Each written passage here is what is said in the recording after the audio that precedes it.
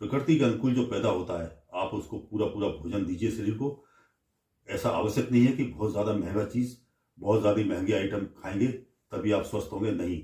जो प्रकृति के अनुकूल जो पैदा होता है उसको आप पूरे तरीके से खाइए तो आपके शरीर को पूरा पोषण मिलता है।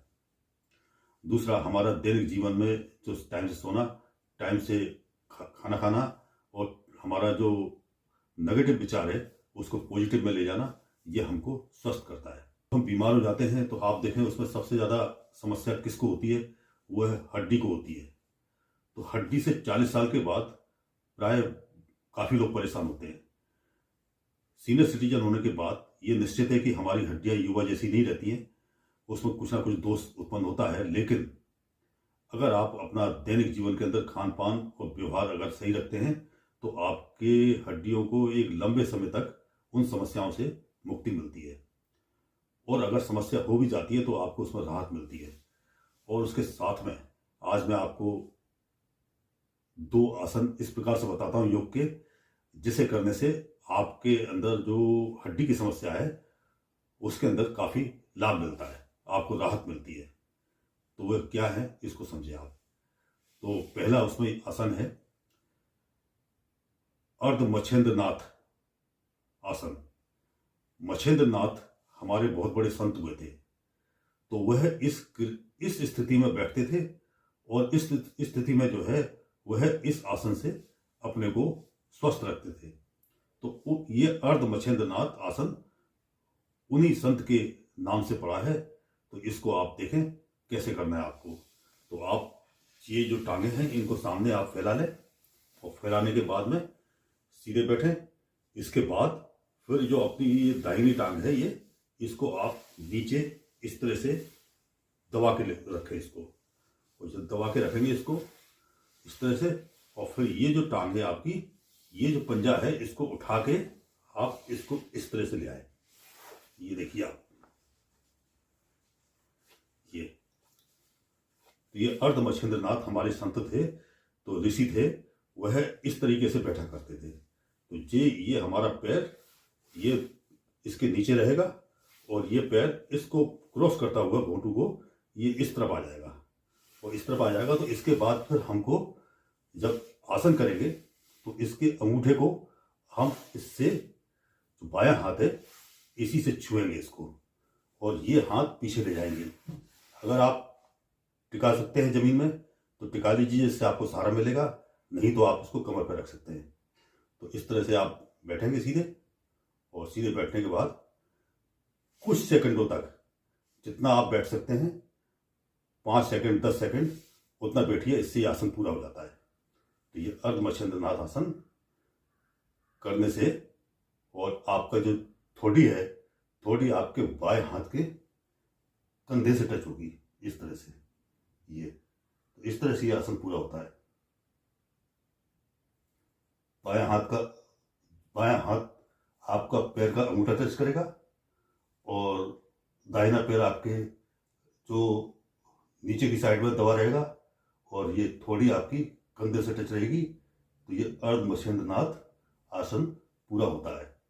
तो इसे करने से आपकी जो हड्डी की समस्या है इसमें काफ़ी राहत मिलती है। आपकी कमर, घुटने और नीचे से लेकर ऊपर तक जो आपके हड्डी के जोड़ हैं, इसके अंदर काफ़ी इसको लाभ मिलता है।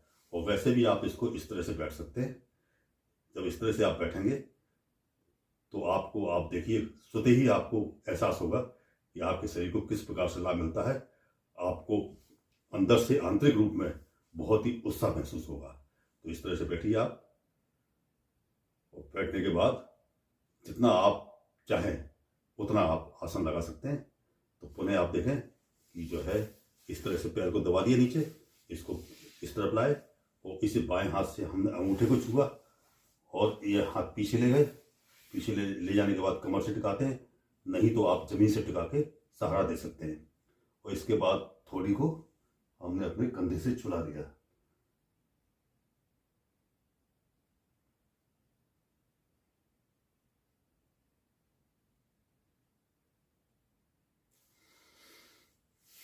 बहुत अच्छा फील होता है, और इसको करें आप तो ये हड्डी के अंदर बहुत लाभ होता है। सीनियर सिटीजन इससे बहुत लाभ ले सकते हैं। और इसके बाद फिर मैं आपको दूसरा आसन गरुड़ासन के बारे में बताता हूँ। देखिए, आप उसको हम खड़े होकर करते हैं। गरुड़ासन के लिए आप क्या करेंगे, आप सीधे खड़े हों, रीढ़ की हड्डी आपकी सीधी रहेगी। इसके बाद फिर दोनों हाथों को सामने लेके आए। दोनों हाथों के सामने लाने के बाद फिर दाहिना हाथ आपकी कोहनी के पीछे की तरफ जाएगा और दोनों पंजे एक दूसरे को छुलाने की कोशिश करें। जितना छूलता है उतना ही छुलाएं। और इसके बाद फिर पैर को, दाहिने पैर को बाएं पैर पर लाएंगे। कैसे, देखें आप, ये आपने सामने किया, इसके बाद क्रॉस किया और फिर इस तरह से दोनों हथेलियों को आपस में मिला दिया और इस तरह से स्थिति रहेगी तो ये गरुड़ासन बनता है। और फिर हमारा जो पैर है वो दाहिना पैर बाएं पैर के पीछे टच करेंगे और जितनी देर खड़े हो सकते हैं उतनी देर खड़े रहें, क्योंकि जो अभ्यास करते हैं वो ज़्यादा देर खड़े हो सकते हैं, तो जितनी देर आप खड़े होने में संभव है उतना खड़े हों। इसके बाद फिर आप उन्हें सामने आए और बायां हाथ को फिर दाहिने हाथ की तरफ ले जाएं इस तरह से, और ऐसे आप फिर मिलाएं इसको। और मिलाने के बाद फिर बायां पैर दाहिने पैर के पीछे की तरफ लेके आए इस तरह से, और जितना देर खड़े हो सकते हैं उतना देर तक खड़े हो। सांस सामान्य चलेगी आपकी इस तरह से। उन्हें देखें आप।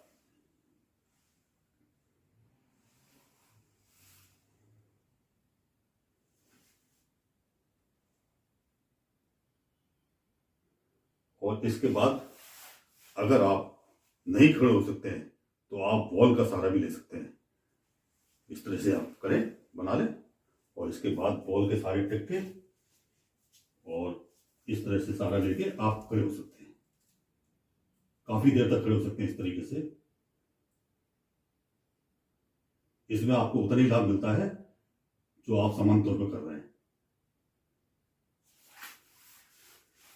तो इस तरह से करेंगे तो ये गरुड़ासन, अर्ध मच्छिंद्रासन और ये गरुड़ासन, जब प्रौढ़ावस्था 40 साल के बाद जब आप इसे करते हैं तो आपकी हड्डियां स्ट्रांग रहती हैं, और अगर हड्डियों में प्रॉब्लम हो रही है तो उसमें आपको राहत मिलती है।